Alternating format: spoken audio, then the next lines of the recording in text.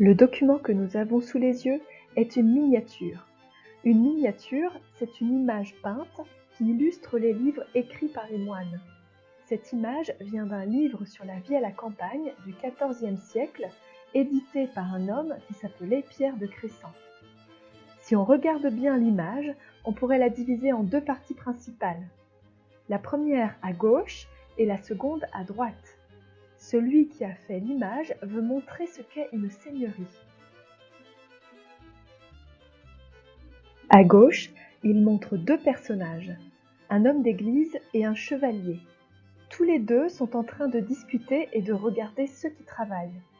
En habit bleu, c'est un seigneur appartenant à l'église. À cette époque, les hommes de l'église étaient des grands propriétaires terriens. Ils avaient beaucoup de terres et de paysans sous leurs ordres. En habit rouge, on voit un seigneur. On peut même dire que c'est un chevalier car il porte une épée.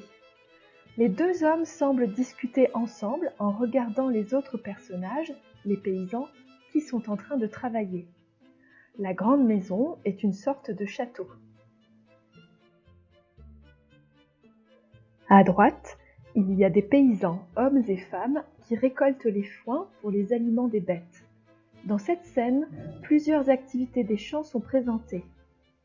Les fauchages des blés, c'est-à-dire quand on coupe le blé, le ramassage des fourrages, c'est-à-dire le ramassage des herbes sèches pour les animaux, et le défrichement des forêts, c'est-à-dire qu'on coupe les forêts et les arbres des forêts pour faire en sorte de créer des champs, des terres pour cultiver des céréales par exemple.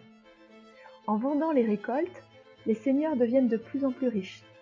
Le travail agricole, c'est-à-dire le travail des paysans, des gens qui travaillent la terre, est très fatigant. Les paysans doivent donner à leurs seigneurs des jours de travail gratuits. Les deux personnages qui ne travaillent pas sont mis côte à côte, c'est-à-dire à côté. Ils observent et commentent le travail des paysans. Le moine qui a dessiné cette miniature montre donc qu'il y a deux grandes catégories d'hommes, les puissants, ceux qui ont le pouvoir, c'est-à-dire l'homme d'église et le noble, le chevalier, qui possède des terres, et ceux qui travaillent, qui sont l'immense majorité de la population.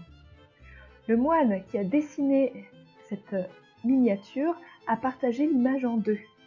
Cela signifie qu'il y a deux mondes, le monde des puissants, des riches, c'est-à-dire à cette époque les hommes d'église et le seigneur, qui ont des terres et qui ne travaillent pas, et à droite, il y a le monde des paysans, ceux qui doivent travailler pour vivre, mais aussi pour faire vivre le seigneur et sa famille.